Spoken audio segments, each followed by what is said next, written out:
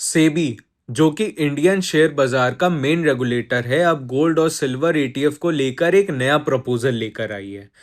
इस प्रपोजल का main focus है डेली प्राइस मूवमेंट को कंट्रोल करना, ताकि मार्केट में एक्सट्रीम वोलेटिलिटी को रोका जा सके।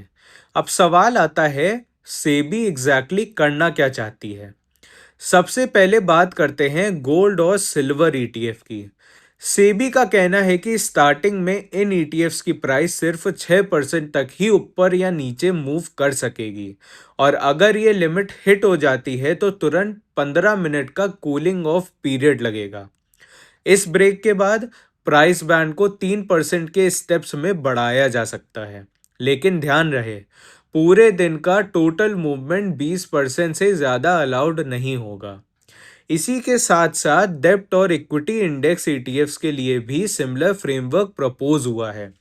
यहाँ भी लगभग 20% की ओवरऑल लिमिट होगी, और दिन भर में सिर्फ 2 बार ही लिमिट एक्सपैंड की जा सकती है। अब नेचुरली आप पूछोगे, सेबी को अचानक ये स्टेप लेने की ज़रूरत क्यों पड़ी। इसका रीज़न बहुत सिंपल है। रीसेंट मंथ्स में इंटरनेशनल मार्केट में गोल्ड और सिल्वर की प्राइसेस में काफ़ी ज़्यादा तेज़ी और गिरावट देखी गई है। जब ईटीएफ्स प्राइसेस बहुत फास्ट मूव करती हैं तो स्मॉल इन्वेस्टर्स पैनिक में गलत डिसीजन ले लेते हैं। इसी पैनिक को कंट्रोल करने और मार्केट स्टेबिलिटी मेंटेन करने के लिए सेबी ये फ्रेमवर्क लाना चाहती है। चलिए इसको एक सिंपल एग्जाम्पल से समझते हैं। मान लीजिए आपने गोल्ड ईटीएफ 100 रुपीज़ पर खरीदा। नए रूल के बाद ये पहले सिर्फ 94 से 106 की रेंज में ही ट्रेड करेगा। अगर स्ट्रॉन्ग बाइंग या सेलिंग प्रेशर आता है तो ट्रेडिंग थोड़ी देर के लिए रुक सकती है। उसके बाद लिमिट ग्रेजुअली बढ़ेगी, लेकिन पूरे दिन में प्राइस 80 से 120 के बाहर नहीं जा पाएगी। तो इसका डायरेक्ट मतलब क्या हुआ इन्वेस्टर के लिए। सबसे पहला बेनिफिट, एक्सट्रीम वोलेटिलिटी से प्रोटेक्शन।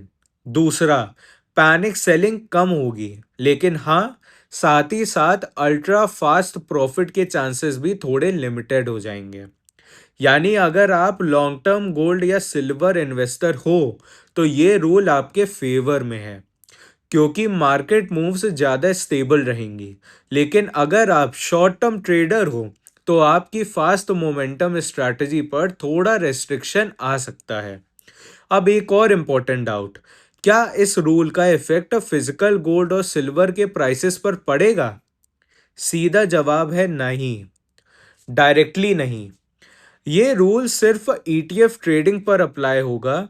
ज्वेलरी शॉप रेट्स, सराफा बाजार, एमसीएक्स फ्यूचर्स या इंटरनेशनल स्पॉट प्राइसेस, इन सब पर कोई डायरेक्ट रेस्ट्रिक्शन नहीं लगेगा, लेकिन इनडायरेक्ट इम्पैक्ट ज़रूर देखने को मिल सकता है। शॉर्ट टर्म में ईटीएफ प्राइस कभी कभी इंटरनेशनल प्राइस से टेम्परेरली पीछे रह सकती है। अगर बाहर गोल्ड 8% जंप करे और ईटीएफ पर सिर्फ 6% अलाउड हो तो ईटीएफ मूव थोड़ी स्लो दिखेगी। लेकिन यहाँ आर्बिट्रेज प्लेयर्स का रोल आता है। बड़े इंस्टीट्यूशंस प्राइस गैप देखकर ट्रेड करते हैं और डिफरेंस को जल्दी क्लोज कर देते हैं। इसलिए लॉन्ग टर्म में ईटीएफ और फिजिकल प्राइसेस अलाइंड ही रहते हैं। अब थोड़ा ग्लोबल सिल्वर सिचुएशन की तरफ चलते हैं, क्योंकि यहाँ स्टोरी और इंटरेस्टिंग हो जाती है। 30 जनवरी को कॉमिक्स पर सिल्वर प्राइस एक ही दिन में 26% गिर गई। सिर्फ एक घंटे में 18% फॉल हुआ। नॉर्मली ऐसे मूव्स पर सर्किट ब्रेकर्स लगने चाहिए, लेकिन क्लेम ये है कि प्रॉपर हॉल्ट नहीं हुआ। हाई फ्रीक्वेंसी एल्गो ट्रेडिंग ने मूवमेंट को एक्सेलरेट कर दिया। इसी के पैरेलल एक और डेटा पॉइंट सामने आता है। लास्ट 7 सालों से सिल्वर सप्लाई डेफिसिट चल रही है। एस्टिमेट्स के मुताबिक मार्केट डिमांड सप्लाई से काफ़ी आगे चल रही है। कॉमेक्स और शंघाई वोल्ट इन्वेंट्रीज भी नोटिसेबल तरीके से घटी हैं। यहीं से एक और ट्रेंड दिखता है। शंघाई मार्केट में सिल्वर प्रीमियम पर ट्रेड हो रही है, जो बताता है कि एशिया की फिजिकल डिमांड स्ट्रांग है। जब ईस्ट और वेस्ट के प्राइसेस में गैप बढ़ता है तो मेटल फ्लो शिफ्ट होने लगता है। इसके बीच एक इम्पॉर्टेंट डिबेट भी चल रही है, paper silver versus physical silver. Futures contract से ज़्यादा ट्रेड होते हैं, लेकिन अब लोग एक्चुअली डिलीवरी की डिमांड भी कर रहे हैं। अगर डिलीवरी डिमांड स्पाइक करे और रजिस्टर्ड स्टॉक स्लो हो तो एक्सचेंज पर प्रेशर क्रिएट होता है। लेकिन यहाँ बैलेंस व्यू जरूरी है। हिस्ट्री बताती है कि जब भी सिस्टम स्ट्रेस में आता है, एक्सचेंजेस रूल्स चेंज कर देता है, मार्जिन बढ़ा देता है, ट्रेडिंग रेस्ट्रिक्ट कर देते हैं या कैश सेटलमेंट फोर्स कर देते हैं। इसलिए नो टॉप जैसे क्लेम्स इमोशनल हो सकते हैं।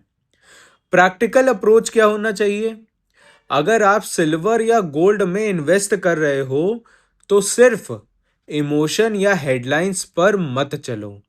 एसेट एलोकेशन स्ट्रैटेजी फॉलो करो, फिजिकल और ईटीएफ का डिफरेंस समझो और सबसे इंपॉर्टेंट रिस्क मैनेजमेंट को प्रायोरिटी दो।